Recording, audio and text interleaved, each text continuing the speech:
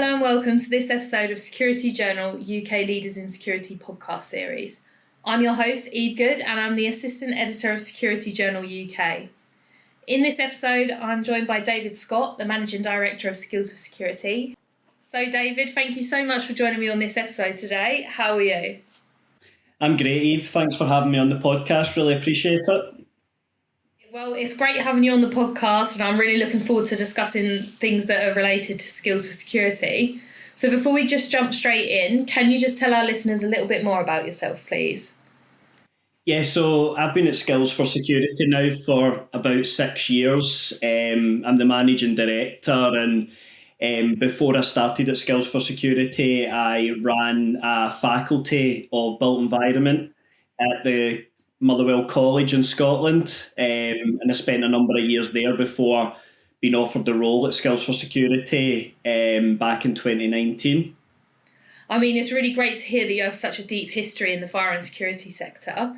So now that we've got to know you a little bit better, if you're ready, let's just jump straight into it.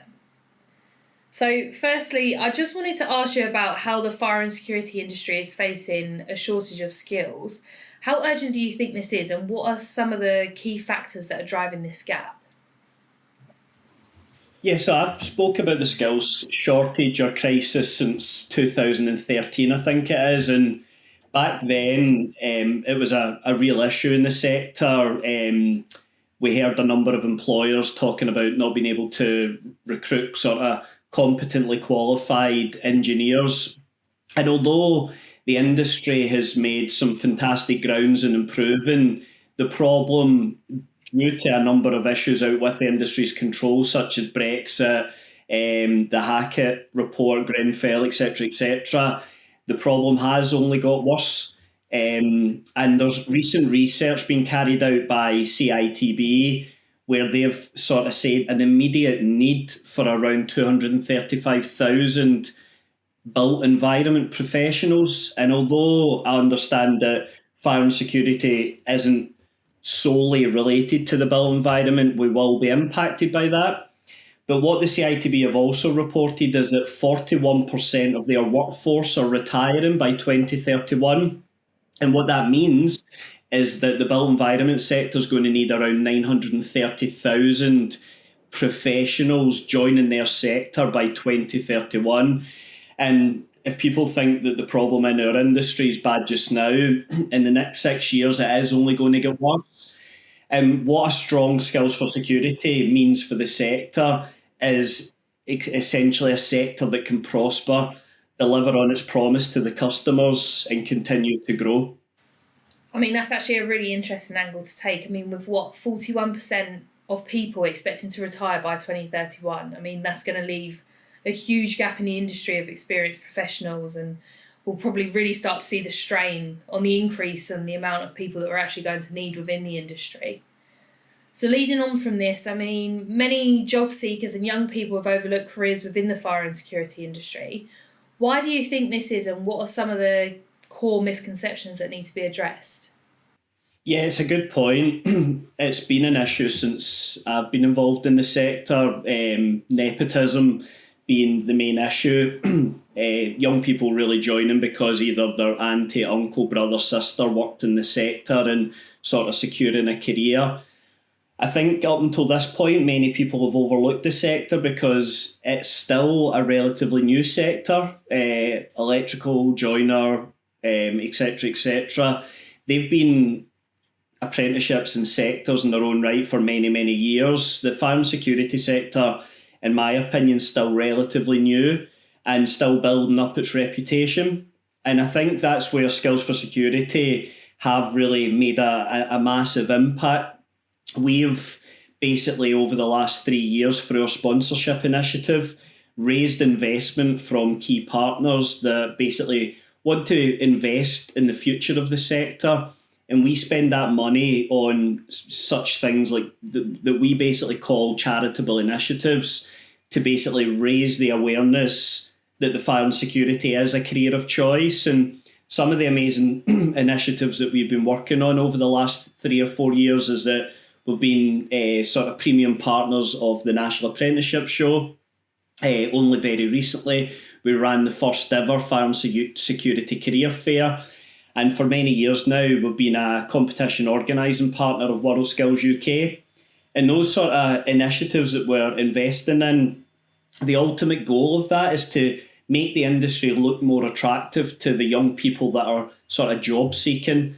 I think young people, when I was growing up, it was very much about learn a skill, get a trade, get a job. It didn't really matter what that trade or skill would be. Whereas nowadays, I think when young people are growing up, they're looking for trades or skills that are actually something that, of course, interests them. And the thing that fire and security have as a benefit over any other sector is the fact that it's digital, it's innovative, there's investment in technology on a sort of daily, weekly, monthly basis, and all of our partners that sponsor us are huge supporters in making sure that that equipment gets in the hands of those young people. And basically that's the thing that we are using as a tool to make it very attractive to come in and join this sector. Yeah, I agree. I mean, I think it's really important for individuals to know that the industry is actually accessible to them. And through the investment that your company make and its partners are making, I think we should actually see a rise in the number of people seeking careers within the industry. So as you know, working within the industry can actually be really exciting and a rewarding experience. How do you actually believe that the industry can shift perceptions to show people that it's actually a really compelling field to work in? Yeah, I think we're obviously doing a bit of that with the sponsorship initiative, but we are also through our own talent acquisition team making really good movements in that space. So part of the sponsorship initiative is that we basically now have our own talent acquisition team that are out there basically recruiting young people to join our sector as apprentices. And we're not a recruitment company. We don't claim to be a recruitment company, but we certainly have very good sort of relationships with employers, manufacturers, and of course young people. So it makes sense for us to be in that position where we're essentially matchmaking young people to some of our key employers and partners. And what we're trying to do as part of that is very much, we call it information, advice and guidance. It's part of delivering apprenticeships, but it's making sure that that information, advice and guidance is truthful, relevant and always up to date. Because what we don't want is more and more young people joining the sector, but then more and more young people realising this isn't a career for us, and then retention withdrawal becomes an issue, and the employers that have ultimately trusted us to do that recruitment process and do the training process lose a bit of faith in the process. And someone that's worked in education for quite a long time, I'm quite familiar with the fact that employers do invest quite a lot of time and money into this, and if they don't see the value or they spend a lot of time and effort and young apprentices drop off quite quickly, they lose faith in the process. So for us, it's making sure that although we want more young people joining the process, we have a pipeline of like 2,500 young people that are interested in now joining our industry. That's 2,500 people that have never shown an interest before, and they're showing that interest because of all the investment and time that we're spending at these career shows and fairs. But it's making sure that they are well informed, they have the right levels of advice and guidance so that they are the ones making the career choices for themselves.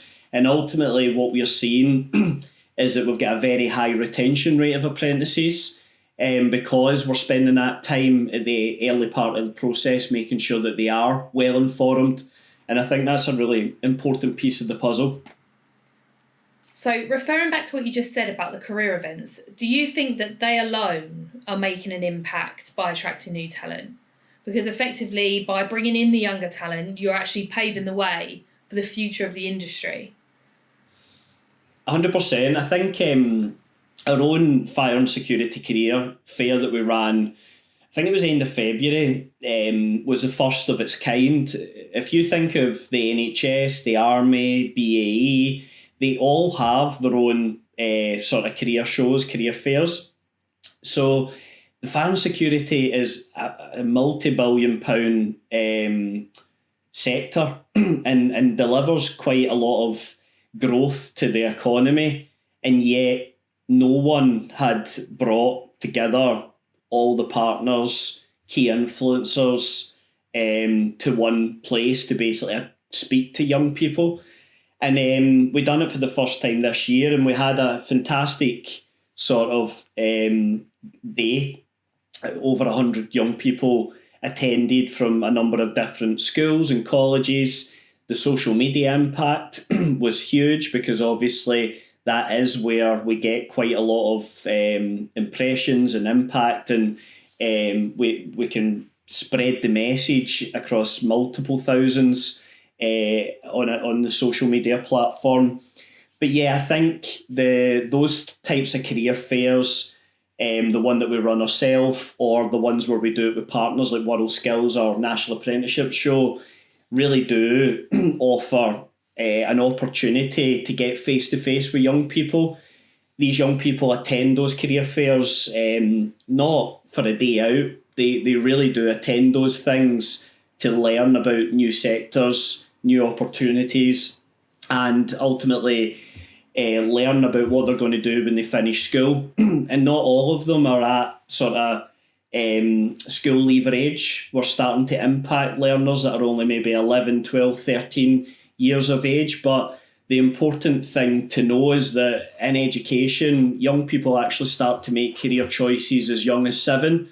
And in order to start to influence young people's decisions at an early stage, we do actually need to start to influence them as early as 7 to actually make a strong impact on that career choice.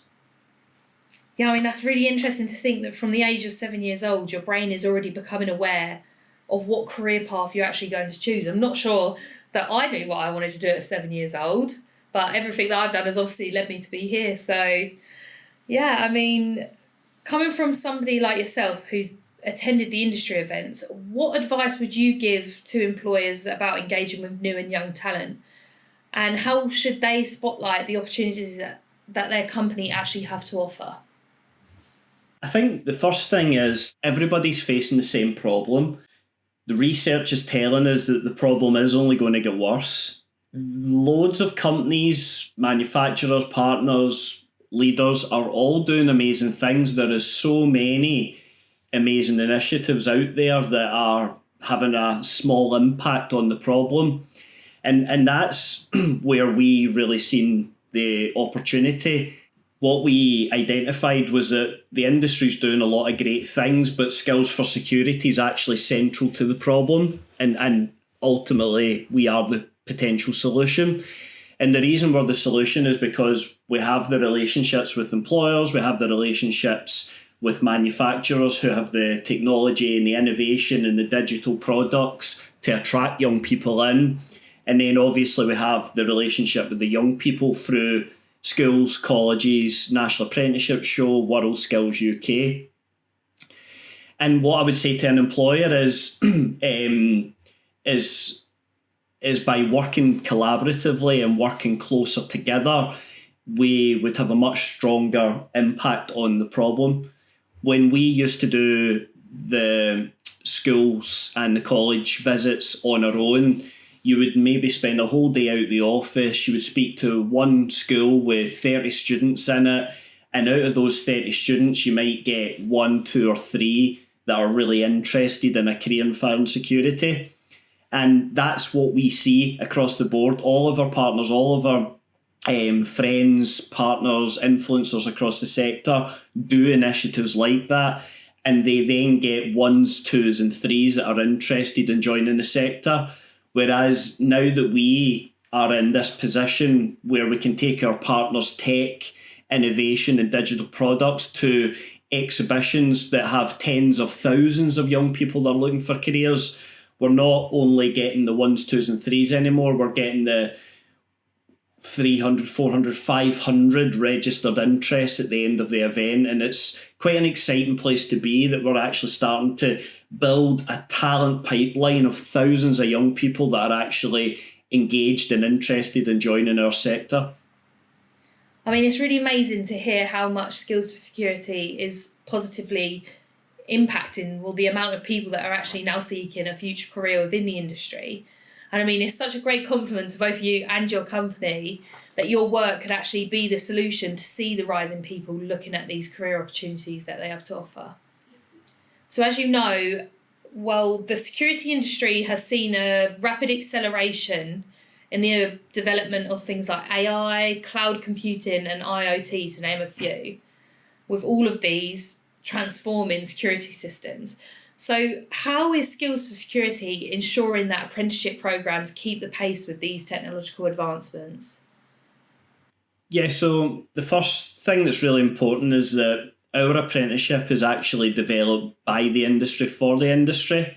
And there's a group of industry experts, employers, training providers that all form a committee called the FES Trailblazer, and they develop the curriculum that all of the apprentices sit on and work towards in order to be classed as competent. And the purpose of that apprenticeship being developed like that means that it is sort of always up to date. It's relevant to what the sector needs because it's employer-led. And that, for me, allows us to maintain and deliver on a quality product. However, what we do above that is that because of our sponsorship initiative, where we have all of our partners involved in our delivery, every single one of our partners actually gets the opportunity to be involved in delivery of our curriculum. So when you're talking about AI and cyber and digital things, sponsors like Deep Alert, Eagle Eye, who all deliver a sort of AI type product, have a slot within our curriculum where they actually come in, meet the learners and deliver not product specific training, but actually training that's relevant for the sector related to their product. And what we're now seeing is that the sort of technology advancements that are now being involved in the curriculum with cloud, digital, cyber and AI is actually taking the curriculum and what we deliver to a whole new level, and it's really, really quite exciting. So after working alongside big companies like Eagle Eye, it's interesting to know that they actually play such a big role in developing the curriculum alongside yourselves. So do you think that training providers and employers can work together more closely to create a more sustainable pipeline of talent? Yeah, 100%. I've always said it since I worked in the industry, and specifically since I came to Skills for Security, there's a dire need for 30,000 more apprentices in this sector. If you look at sectors such as the electrical or joinery, welding, HVAC, they all have their employers all recruit around 5 to 10% of the ratio between engineer and apprentice. And if you look at the fire and security sector, we only have a ratio of about 1%. So we can see that there's another 5 to 10 times growth still to occur in our sector in terms of the recruitment of apprentices. So what I'm trying to say is that collaboration between training providers, employers and partners is one of the only sustainable ways that we can grow and make sure that all of the employers have accessible access to high quality fire and security training. Without, employers will see it as a barrier to taking on an apprentice and sending them 3, 4, 5 hours each week to get training. By working closer together, not as competitors but collaborators, we'll be able to service the fire and security sector to a much higher quality. Well, beyond the apprenticeship, how can the industry ensure that there are strong career progression opportunities for those entering the industry? So just last year, actually, we released a new product. It's called Skills on Demand. Skills on Demand is an innovative learning platform specifically for the fire and security sector. The platform's got a sort of Netflix type feel about it, where a learner or a user would log on. It would tell them courses recommended for you, courses you started but you never completed, and then each sort of course is segmented into a particular area. So it might be standards, it might be AI, it might be fire, it might be security, but all of the courses are easy to find, and tagged to a relevant part of the sector. And we released that product last year. All of the training is driven by AI. So the courses are delivered by AI bots. The platform learns from you and therefore puts together content that's relevant to you through AI. And we released this last year, and it's been highly successful. We've got about 1,800 users on the platform now, and we've got 750 live subscribers, and that's just in a short period of time. And the true sort of opportunity with the Skills on Demand platform is actually endless, and it's really, really exciting. And what we see on that platform is opportunities for experienced workers who have worked in the sector for quite some time but don't have easy access to upskilling or training within the sector, are able to pay a small fee of only £150 to get unlimited access to training material, upskilling material that's really relevant to their job role. And I think one of the things that we're seeing on the platform that's sort of coming to fruition now is that those that were originally pigeonholed in maybe security only or fire only are now being given that opportunity to upskill themselves so they become multi-skilled engineers. And I think Skills on Demand is starting to really take off and grow in popularity, and we're really, really excited to see how that can progress over the next couple of years. I mean, the platform itself, it sounds really interesting. I mean, it's really unique that you formatted it in a Netflix style to attract the younger generation to use it. And it's amazing how accessible you've made it for people wanting to progress within the industry, because the fee is small for what you're getting back. So the possibilities are literally endless. I mean, you're aiding people in getting started in their career and then aiding them in developing their career further. So I'm on to my final question now. I wanted to just address that as the technology has continued to evolve rapidly, what do you see as some of the biggest challenges and opportunities that the industry is going to face over the next 5 to 10 years?